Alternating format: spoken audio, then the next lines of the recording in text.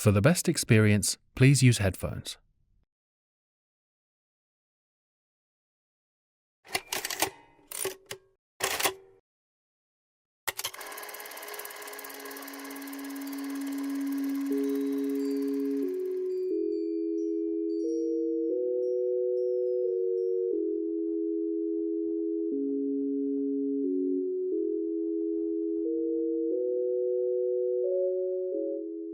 Calling all adventurers.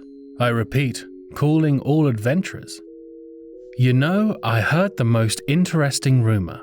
That poor Lord Fenric, the gentleman from last week, has suffered an injury most foul. Legs broken in several places, crushed by multiple carriage wheels repeatedly. Now, we at the Tower Array wish Fenric a speedy recovery, but word through the wire is that he has a long road ahead of him. They say he won't be able to walk ever again, let alone sit atop a carriage box. The tides of fate, the ebb and flow of luck are such fickle things. Aren't they, Fenric? Anyway, enough about him. We've got a new story. Emergency plague supply failure. Outrage is spreading across the kingdom after Sir Alaric Dunwell, a distant cousin to His Majesty, secured a no-bid royal contract to produce protective gear for healers battling the Red Lung Plague.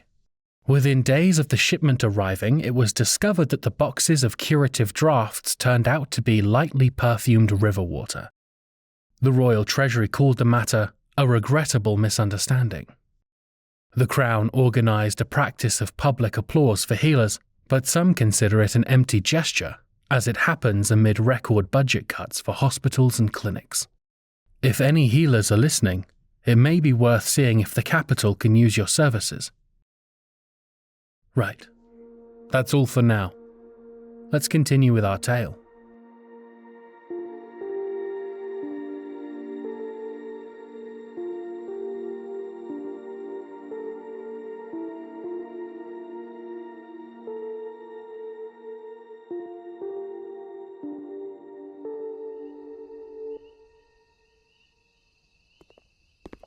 The rain was letting up. Moonlight filtered through the rapidly dissipating clouds above, but the morning had only just begun. We had about 5 hours until sunlight, and we knew to complete our work before then. We searched for the hideout, and were fortunate to find it quickly. Thankfully, the location was somewhat predictable. Out of the way, but easily accessible, in a quieter part of the district. The best part was that they'd left up the old hanging sign at the entrance of a stone-paved alleyway. Eag's Prints, crossed out by a streak of blue paint. The old print shop stood there, hidden amongst derelict buildings, and it bore a similar appearance. But if your eyes lingered for too long, you'd see what it hid within. We had found COBALT's lair. It's like they weren't even trying. The giveaway? The door. While others were boarded up, rusted and wood-chipped, theirs was dirty in a bid to blend in, but the door's strength was clear. Thick oak with no door handle or keyhole, but instead with an iron sliding peephole. I gave Val a look that she returned, confirming our agreement that this was the right place. Then we kept walking. We hung around the far end of the alley, shrouded in darkness. What's the plan? We don't know how many people are in there. We don't know how well armed they are. We don't know how long we have until others come back from hunting for you. So, I'm not really sure. I'm getting a bit sick of not knowing stuff. Preach. Could just kick the door in and go wild with it. I've been running on pure instinct for most of this night and it's been working. Maybe stay on the trend. Val eyed my bloody clothes and healing wounds in contemptuous disbelief. I didn't say it was working well. Just that it is. Well, I don't want to get shot, so I'll take the lead. She turned and began walking toward the door. Wait, how are you going to get him to open up? With the oldest trick in the book. Mask on, come along. What in the hells was she planning? She marched up to the door, pulling her notebook out from her satchel, and knocked loudly on the front. She took me by the shoulders and positioned me out of view of the peephole. She took a step away from the door, and a few moments later a voice came through from the other side. Password. No password. I got a delivery and I was told to hand it straight over. Val held up her notebook, blocking her face from view. There was another pause, as the inhabitant considered his next move. Who sent you? Oh shit. We didn't have a relevant name, and dropping Hellas felt like it could create more problems than it'd solve. What could she say? You know who sent me. Are you going to take it, or am I going to tell him you weren't interested? What? That's her gamble? For a brief moment I thought she'd bollocksed it. Then I heard his response. All right. Hand it over and get. What? How in the heavens did she know that'd work? Val held up the notebook as though to slot it through the peephole, but didn't. She waited a beat, then pulled it away by a few centimeters. When I saw the inhabitant's fingers reaching out from the peephole, I realized she was coaxing him out. She glanced at me, and I reached up, snapping my hand closed and crushing his fingers in a vice-like grip. Ooh, looks painful. If you want to keep those fingers, open up. I can't open the door with one hand. Do your best. I began crushing his hand with such force, I felt the ligaments in his fingers separate. Please. Open up and the pain stops. Finally, I heard the furious rattling of a keyring, followed by the panicked unlocking of the door. It swung open, and he was dragged along with it by his hand through the peephole. Val moved inside. I released my grip on the man and followed her in while he collapsed to the floor. How do you know that would work? I said what I said and his brain filled in the rest. His fear summoned to mind the very person he wouldn't want to disappoint. No name need be spoken. That was actually a solid statement to make. Playing on people's fears to manipulate them seemed a pretty strong tactic in this line of work. The old print shop had been turned into a garrison and command centre. Weapon racks, armour stands, map tables, desks covered with loose notes and missives, and shelves filled with books. It was an impressive operation. What a lovely establishment. I hope you're taking guests at this time. Please, I'm begging you. This COBALT was an older human, maybe in his late 40s with mousy brown hair that greyed near the temples. He was clearly not a fighter like the rest. His physique had no definition, and he fell apart quickly in the face of danger. My right hand wrapped around the back of his neck, and my fingers dug to grip the bones within. Well, would you feel that? I guess you do have a spine. I dragged him to the middle of the room and propped him up to his knees in front of Val. Who else is here? No one. They're all out looking for... Oh, yes, it's you. Don't bother calling to a god. They can't save you from me. What do you want from me? We have questions. First of all, what's your name? What? Name. Wymark. My name is Wymark. And what position do you hold in this organization? I'm a nobody. You're a commander, aren't you? I can tell by your very posture and the weakness in your eyes. You've never swung a sword in your life. That tells me you're an officer. Hence why you're in here and your friends are out fighting the good fight, right? He couldn't refute it. Val had identified him at a glance. Instead, his eyes lowered to the floor. Well, Wymark, we've had a hellish time trying to navigate the city thanks to you and yours. Who put the bounty on us? We did. You interfered with the train job. We had to take you out of commission for it. Speaking of the train job, who put you up to that? And don't feed me the spiel about getting back at the Ilarian government. It's a bad lie and it's only going to get you hurt if you repeat it. Our benefactor, Councilman Lockridge. A tension filled the air. You could have heard a pin drop before Val spoke up again. What the fuck was he talking about? Your political enemy? Councilman Lockridge? Only publicly. He's one of our biggest donors. He gives us money, keeps the guards off us, and in exchange, we complete jobs for him. Commander Wymark pointed limply to a wall partially obscured by thick curtains. Val moved over, pulled on a drawstring, and the curtains parted, revealing a makeshift strategic operation board. Detailed drawings of different humans of varying ages, renditions of buildings and other locations, and a selection of leaflets and missives, all connected in a haphazard spider's web of blue strings. Val inspected the wall's contents as I held Wymark down and peered over her shoulder. They look like world domination plans. Could be. Everybody has those. It looked like a mess of information to me, but it was clear Val had seen patterns in the madness. Her head tilted left and right as she looked around, stroking her jawline with a gloved hand. He's telling the truth. What do you say? We were right about the nature of COBALT's later work, but it was never about Heller. Councilman Lockridge has been funding them and pitting them against his own political rivals, while simultaneously levying them as a Borbus to support his own campaign for office. Borbus. A folk legend told to children who don't adhere to mother's demands. Do as you're told or the Borbus will get you. The creature may or may not be real, but it's solid leverage against the ill-informed nonetheless. Lockridge had riled the people up into a frenzy against an enemy he created, and was riding the wave of fear into political power. What a fool. Indeed.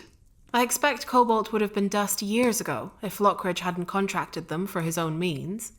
He's systematically removed, killed, and blackmailed anyone who has ever run against him in any race. Give this guy an egg and a spoon and watch him devastate a community event. Val inspected the bottom corner of the wall. She turned back to Wymark and pointed at it. You've a missive here that says you've been instructed to dispose of Colinsworth Mulbrand. It's dated 3 days ago. Did you do it? No, not yet. We haven't had the chance. We've been too busy with the train job and then with you. He's downstairs. She whipped her head around, looking for a staircase. Where? This time, Wymark pointed limply to a large cabinet. Val marched over to it. The leftmost blue book. She quickly identified and pulled on a vellum book a vibrant shade of blue. An audible click was heard as the entire cabinet released from the wall on a hinge. She started moving downstairs, and I followed, dragging our new friend along with me. At the bottom of a stone staircase was a dark room illuminated by wall sconces. It must have once been a supply room, but it had since been turned into a makeshift jail. The cell was a corner of the basement room that someone with a sense for usefulness but an utter disregard for legality had claimed. Thick, uneven bars bolted into the mortar in an ugly but structurally sound fashion. The cell was meagre. A wooden cot sat near the back, with a thin, ragged wool blanket tossed over the fetal figure scrunched atop it. Colinsworth, are you still alive? The figure stirred, throwing off the blanket, turning and standing up from the cot. He swayed in the dark, clearly exhausted. What do you want this time? Haven't you taken enough? Actually, we're here to give you something. Your freedom. But if you don't want it, I'm sure I can tell your brother you're busy. With fleeting energy, he rushed toward the bars of the cage and gripped them with thin hands and waning strength. He was shorter than Harrington, with dirty blonde hair contrasting his brother's dark, near black. But the family resemblance was clear just from the eyes. The same shade of brown. His noble attire was tattered and dirty. It was clear COBALT hadn't been treating their guest kindly. My brother sent you? Who are you? He looked from Valuin to me and visibly flinched from the sight of my mask before glancing back to Val. We're hired help. He's been worried sick since you disappeared from Grand Station. I assume these fools had something to do with it all? They are working with a councilman by the name of Lockridge. He's the one who hired me originally. We already know about that, but why did he hire you? He wanted me to fix his books, to find loopholes for missing money and more. I'm not even the first accountant he's had. The others all disappeared like I nearly was. My grip tightened around Wymark's neck, and I leant down to face him.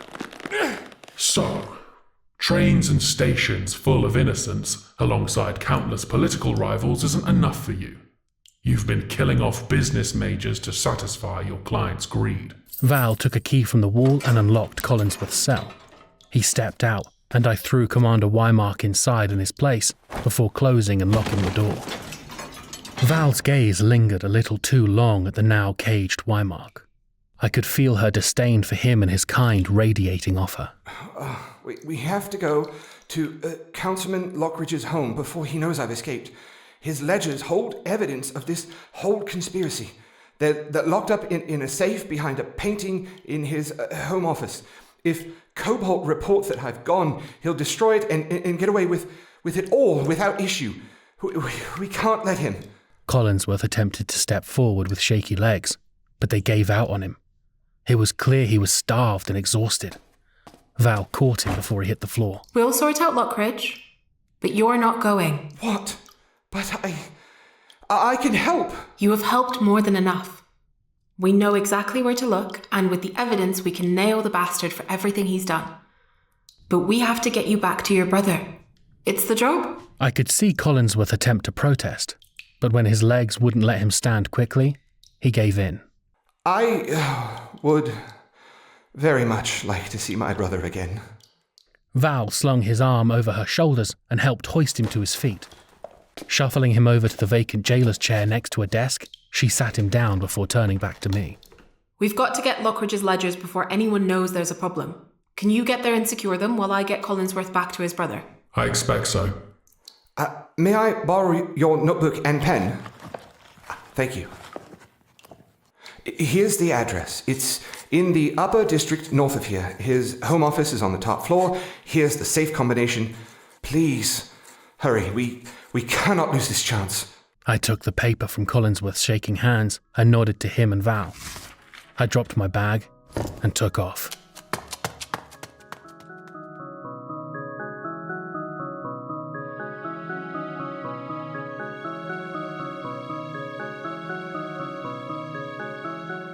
I've got a notice for you all.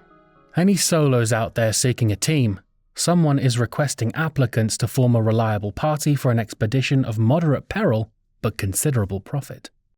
What is needed? A healer and a spellslinger. Client says it would be preferable if those were two separate people. If you're interested, ask for Marshall at the Golden Stag in Greywall. Such memories. All right, let's get back to work.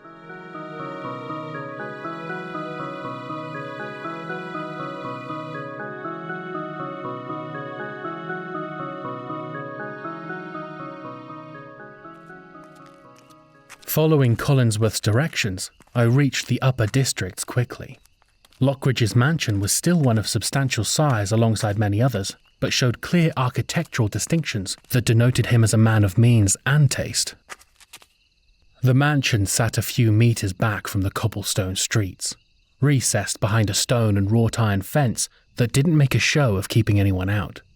Its facade was stone, pale and clean, but not of ostentatious carving. There were no statues, gargoyles, heraldic beasts, or gilded friezes, just symmetry, proportion, and restraint. It stood out in its purposeful attempt to be unassuming. Lockridge was using that house to lie to me. Its bare form protested a meagerness that Val and I had already learned to be false. Well, it wasn't the time to stare at the man's house. I needed to get busy ruining his life. I scrambled over the walls and dropped into the gardens, away from sight on a gravel pathway. A small fountain with a simple spout trickled water gently into a stone basin. The whole garden felt tended, not tightly manicured. To my left, on the first floor, I saw a modest balcony jutting outward. Climbing up looked like it would give me clear access to the house through a pair of leaded glass doors. Slowly and methodically, I climbed the drainpipe. Careful to keep pace, but not to pull too much and rip it out of the wall by accident. I slipped over the wrought iron railing and relaxed with my feet on solid ground again. Peering through the door, I twisted the handle and pulled gently. Locked. Of course. I could have smashed the window, but not only would that have made a lot of noise, I'd heard multiple stories of severed arteries from a bad punch. I pulled on the door handle again, but harder. The lock broke and the door popped open. I waited for someone to respond. Nothing. The gaslights were on, so someone was likely home. But if I was careful, I figured I could avoid the occupants in a house that big. I entered what must have been the master bedroom. Against the far wall was a neatly made walnut bed decorated with soft linen sheets and far too many pillows to use comfortably. I moved toward the door on the far side. It led out into a hallway. For every tiptoed step I took, I stopped and listened to make sure the coast was clear, then kept moving. The hallway stretched long and straight. Heavy drapes enveloped the long beams that supported the high ceiling, muffling the sound of footfalls. Along the walls, hung at measured intervals, were relics from bygone ages. Between them, in alcoves on raised plinths, were a number of other artifacts. Below each artifact, plaques provided names and descriptions. A helmet with inscribed runes marked as the Helm of Walland allowed the user to perform a telekinetic blast. One use. An urn traced with silver filigree, identified as an Arcasian soul urn, contained one disembodied soul, currently empty.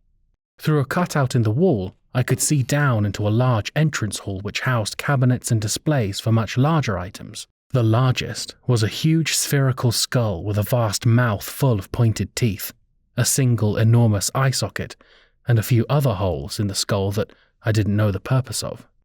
I'd never even heard of a creature that looked like that, but if the skeleton was anything to go by, I was glad it was dead. It was clear Lockridge was a collector of some interesting items. They didn't mean much to me as I had no eye for antiques, but I figured they were all worth a substantial sum. I climbed the stairs, and at the top of the flight I saw another long hallway with a door at its end. I peeked through the keyhole and listened intently. I couldn't see any movements, and it didn't sound like anyone was inside. With a deep breath, I pushed through and entered the office. A heavy dark wood desk dominated the room, its surface crowded with stacks of paper that ranged from letters to requisition orders. At a glance, none of it seemed suspicious or unnatural. On the far wall hung a large painting of a family, rendered with care. 3 figures stood together in muted tones with warm expressions. A legacy painting, meant as a testament to their family unit. I figured Lockridge must have been the father, beside his wife and child. He gave off a calm confidence that suggested strength and discipline. Once dark hair had gone silver at the temples, worn neatly combed back.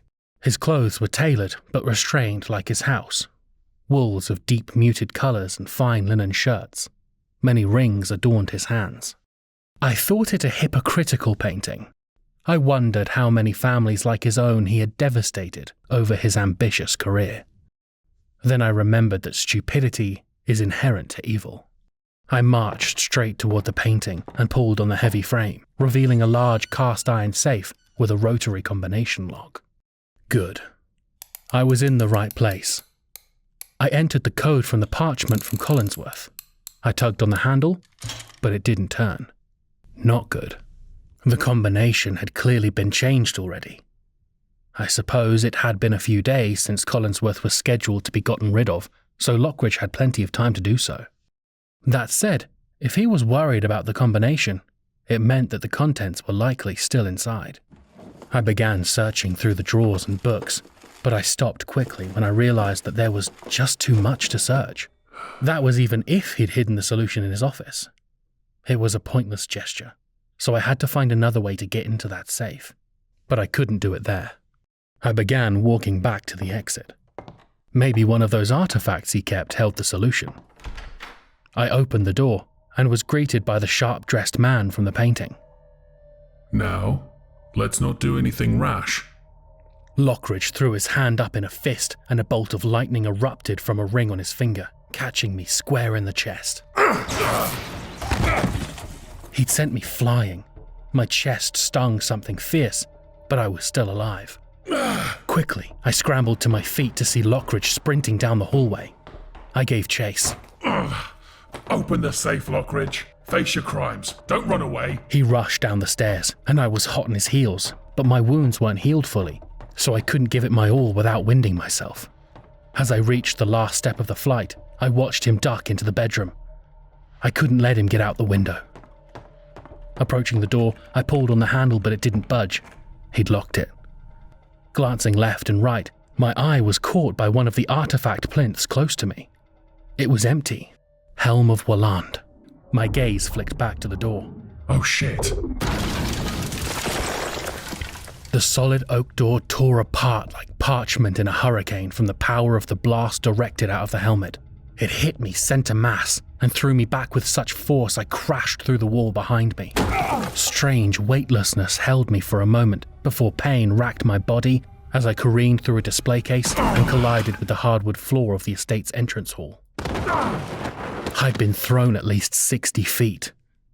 I got my bearings, which seemed to be easier than all the previous times. Maybe I was acclimating. Looking up at the hole in the wall, Lockridge appeared to step out as though he'd fall, but some unseen hand caught him, and he floated through the air into the middle of the room. Running away? Who's running away? On all fours, I darted forward to take cover behind a display cabinet. You tell me not to be rash after you've broken into my home and started making such hurtful accusations. I'll have to teach you some manners. Another bolt of lightning crashed into the case behind me, blowing it to pieces. I lunged out of the way and took cover beside the next. You've committed crimes, Lockridge. You need to stop this. Such insolence. You'll learn to respect your betters. An ancient sword burst forth from a display and swung at me, getting stuck in the ground between my legs. Lightning, levitation, and now telekinesis? How many more tricks did Lockridge have up his sleeve? I was wildly unprepared for a confrontation like that. I'd never thrown down against a mage before, and I wasn't sure about the tactics behind the task. I had to push the offensive. But as I went to draw my sword, another lightning bolt made contact with the ancient blade between my legs. The wooden floorboards exploded underneath me, throwing me to the side against some steps leading to a raised platform. I hit the hardwood stairs and my strength faltered. I was exhausted again. I thought I'd learned my lesson after the Shallowlands, but I once again found myself in a dire situation. It didn't feel right. From what I knew about Val, she could cast spells, but would often need to recite a chant to do so. The shorter the chant, the poorer the prep, but this guy was firing them off without a word. Then I remembered. His rings. They must have been enchanted like some of the antiques. I had no way of knowing how long he'd be able to keep it up. Lockridge descended slightly. You can still surrender. It doesn't have to end this way. Humor in such a moment is admirable, but a joke won't stop what's happening. I'm inclined to ask you what you were thinking by coming here, but I really don't care. I wish you'd be more understanding. I haven't killed any of your guys. Do you want a medal? I've had plenty of people killed for transgressions far lesser than yours. He raised a fist, pointing his rings at me. Both of our heads whipped to look at the front lobby. And the hero arrives in the nick of time. Val emerged from the hallway. What a sight for sore eyes. And who is this now? Val ran and jumped forward, and the invisible hand caught her too. Sailing through the air, streaks of flame emerged from her fingertips, and she lashed them at Lockridge. A mage battle was officially underway. Val's use of anti-gravity was far superior to Lockridge's. As he attempted to keep upright, Val spun in midair, planting her feet on the ceiling and leaping to the side away from another lightning strike. This unnatural dexterity made her too fast for him. At first, I thought she'd black out from magic exhaustion, but then I realized she had actually only cast 2 spells. She was just making full use of them. I pushed up off the stairs with newfound strength and drew my sword. I ran to the left as weapons and lightning bolts flew in every direction. Lockridge was quickly losing his cool as the odds tipped away from his favor. Running through the displays, I dove headfirst through a glass case, grabbing onto the shield within and rolling out of it on the other side. I threw it with everything I had and watched it intercept lightning. Val reached out and grabbed the shield with magic, changing its direction until it swept around and hit Lockridge in the back with astonishing force. He dropped from the air, smashing into the large skull in the center of the room. Suddenly, there was silence. Val lowered from the ceiling, and I carefully approached the skull to find Lockridge had been impaled on one of the creature's teeth. It had hit something serious in his chest with the amount of blood coming out. Help me. Looking pretty banged up there, Lockridge. Give me a good reason. Hey, no, Val. We can't just let him die like this. I appreciate your heart, but you can't really be attempting to save this guy. He was a hair's breadth away from cooking you alive. I know that, but we have to try and be better than them, don't we? If we help him survive, he won't see a day in jail. You know that. She made a good point. What was to stop him from just doing it all again? From continuing this crusade against puppet terrorists in a bid for power? It was very doubtful that he'd change his ways after this close call. But I couldn't let it go in good conscience. Even so, we're adventurers, not executioners. That was the first time I'd used the word adventurer around Val in relation to us. She'd made it clear that we were hired blades and sorcery, not idealistic heroes of a bygone age. But something about the reference must have appealed to her. Fine. You win. I won't kill him. I have a medical kit in my bag. Go and grab it from outside. It's around the corner in a narrow alley. I turned and ran. Outside, into the street and around the corner. It took me a moment to find them behind a water butt, but I snatched up both of our bags and made my way back to the mansion. I was only gone for maybe 2 minutes, so it was a bit surprising when I re-entered the hall and saw that Lockridge was dead. Val wasn't in the room anymore. I checked his body. No additional markings or damage. He must have bled out. It was clear Val hadn't attempted any life-saving measures, as his body remained completely undisturbed from when I left. I slumped down, dropping the bags to the floor. I wasn't even mad. I wanted to be. I wanted all the moral outrage I could muster, but none filled my heart. This monster had killed so many, and his position would ensure he'd never see the inside of a courtroom, let alone a jail cell. Rest in peace, Lockridge. I hope those you wronged can find a way to forgive you, wherever you go next. You stupid, selfish bastard. Picking up our stuff, I went where I assumed Val had gone, the office. I found her standing by the portrait inside, next to the open safe, ledger in hand. I thought we weren't letting him die. No, I said I wouldn't kill him. Though that's a moot point given our actions led directly to his death. But in the same breath, if he wasn't a greedy piece of shit, would we have even come here? Anyway, look at this. World domination plans. I told you. She held up a notebook that did appear to showcase his plans for a meteoric rise through politics that would make him one of the most powerful men in the Western world. I guess he hadn't planned for us. And what of the ledgers? He was in bed with Heller for sure. Doesn't use his name, but there's a lot matching what was in Tranta's diary. They're nearly identical, but these numbers are bigger, likely due to different operation size. It also appears that Heller was the one who suggested Collinsworth Mulbrand to Lockridge. How can you be sure? He kept the correspondence between them. It says here, I know someone who has recently employed a mathematical genius. I'll put you in touch. Unfortunately for criminals, they are always expecting their cohorts to betray them. Thus, they keep evidence of wrongdoings and conspiracies as blackmail, likely threatening mutually assured destruction should anyone flip. It works, but it always leaves a trail. See? The UH, signed at the bottom. His web appears to be vast. Indeed. With Lockridge out of the way and no longer backing them, COBALT will fall into disarray soon. Colinsworth will quickly be the least of their concerns. I expect this whole ordeal is more or less sorted. Well, save for the Heller part. Val tore out a few pages. What are you doing? Call it collateral, call it blackmail. If Lockridge had any co-conspirators, I don't want them getting any ideas. They'll know evidence has been taken, and they'd be smart to stay out of our way, lest it come to light. Are we not handing it over to the authorities? Usually, I would.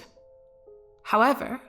Val closed the safe and then put the painting back in place before gesturing to it. There's the issue of Lady Lockridge. I doubt she was unaware of her husband's more nefarious business, and I don't want her getting any ideas either. If we keep the evidence but leave the estate intact, she won't have lost everything. She can still give their young son a good life, and they'll continue to enjoy wealth and undeserved luxury. If she's got a modicum of sense, that will be enough for her. As I now hold power over his co-conspirators, I also hold power over what's left of his family. A brutally calculated plan. She didn't seem at all bothered that we'd made a widower that evening. Again, I wasn't particularly mad about it either. I knew it would be a horrid ordeal for the family, but the price of cruelty is ruin, and Lockridge brought it unto his own house. All right, we've got all we need. Let's get out of here. With haste, we left the Lockridge mansion. Val seemed calm about the possible consequences of all this. Although we hadn't meant to, we'd killed someone powerful, but she was convinced nothing more would come of it. We walked along the wet cobblestones away from the mansion in the early hours of the morning, resolved to keep moving and board an early train to Sistia. While we waited for it, no one came for us. No COBALT, no guards, no vampires. I thought it strange, until a familiar face greeted us at the station. Harrington Mulbrand appeared in all his nobility with newspaper in hand. Here, fresh off the presses. Oh, that's quite a headline. What? Councilman Lockridge passes away following long struggle with illness. What a terrible shame. Val handed me the paper with smug satisfaction. Councilman Hamish Lockridge passed away in the early hours of the morning from his battle with a lifelong illness. Despite keeping knowledge of his severe malady a secret, Lockridge remained a dedicated public servant of his community. His steady leadership and vision will leave a lasting mark on the city of Solumm. Lockridge's contributions shaped Solumm into the thriving haven of progress that it is today. Blah blah blah. He is survived by his wife and son. Told you not to worry. They've made him a martyr. Damn near named him the patron saint of hard work. It serves the narrative better than the idea that the rich are all criminals and can be killed by the poor. The founding principle of our society is that its structure is immutable. Can't have the lay folk realizing they hold all the power. Every rich person is either corrupt or the result of previous corruption. I am no different. Bold of you to admit in present company. Careful with your moral indignation, Valuin. Some of us remember the noble Emmaris family. You got me. So, what happens now? Nothing. The status quo remains, and we bid solemn farewell for greener pastures. Okay. And what about you, Harry? I'll be accompanying you. I am most pleased you've returned my brother to me safely, but he is in need of minor medical attention and significant rest. He'll be escorted home by a trusted associate soon, while I will head to Sistia to tie up loose ends amongst other things. I am most interested in discovering who offered my brother up to Lockridge as a lackey without my knowing. Glancing at Val, I waited for her to tell him what we'd learned, but she stayed quiet. Perhaps she needed more ironclad proof before sending Harrington to Hella's doorstep. Speaking of which, here. Harrington retrieved 2 pieces of parchment from his bag and handed one to each of us. Promissory notes. What are sorry notes? A legally binding promise that Lord Mulbrand will pay us the amount agreed upon, signed by himself and redeemable at any bank of Ilario. Basically, Harrington doesn't have the coin to cover the deal on hand, but has allowed us to withdraw it from the account ourselves. Just so. Train bound for Sistia, boarding at platform 3. Very well. This is satisfactory. Shall we be off? Indeed. We boarded the train together and enjoyed the benefits of first class, thanks to Harrington footing the tickets. Another day done. Another near-death experience. Although my time in Solumm was difficult, it felt way more manageable than the Shallowlands. Maybe I was acclimating to the lifestyle. I rubbed my chest where Lockridge's lightning made contact. A hit like that should have killed me. So why wasn't I dead? I couldn't tell if it had been luck, or if I was getting stronger. The true answer would unfortunately not be revealed for quite some time. I didn't know what Sistia would be like, but if it was anything like Solumm, it was going to be tough to navigate. How little I knew that whatever wild shenanigans I could have conjured up in my mind on that train would not be anywhere near as creative as the ordeal actually turned out to be.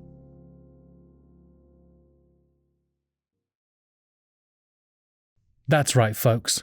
Technically, I killed Hamish Lockridge. Or more accurately, we killed him. By accident. Though still illegal, and there's no statute of limitations on manslaughter. I'd tell the authorities to come get me, but we know they won't. Lockridge's crimes recently came to light anyway, when his great-grandson discovered the criminal ledgers his great-grandmother had still been keeping hold of. He gave up the entire fortune because he knew it was built on foundations of blood. They even pulled down that gaudy statue of his granddaddy in the city gardens for it. Now, that kid has real nobility.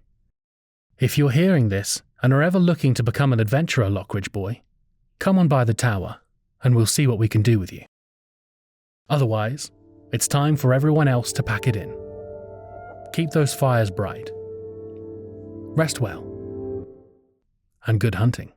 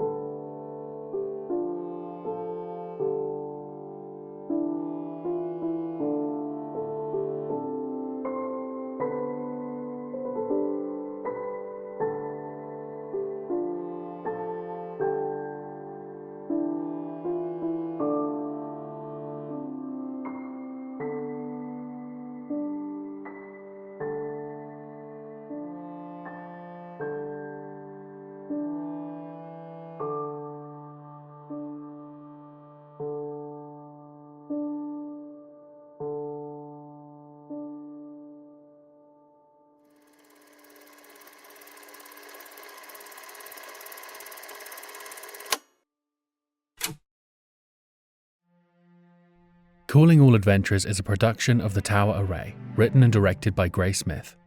The host is played by Gray Smith. Valuin Emmaris is played by Ivy Smith. Commander Wymark and Hamish Lockridge are played by Connor Bushoven. Colinsworth Mulbrand and Harrington Mulbrand are played by Carl Bonebright. You can find out more about the show at thetowerarray.com.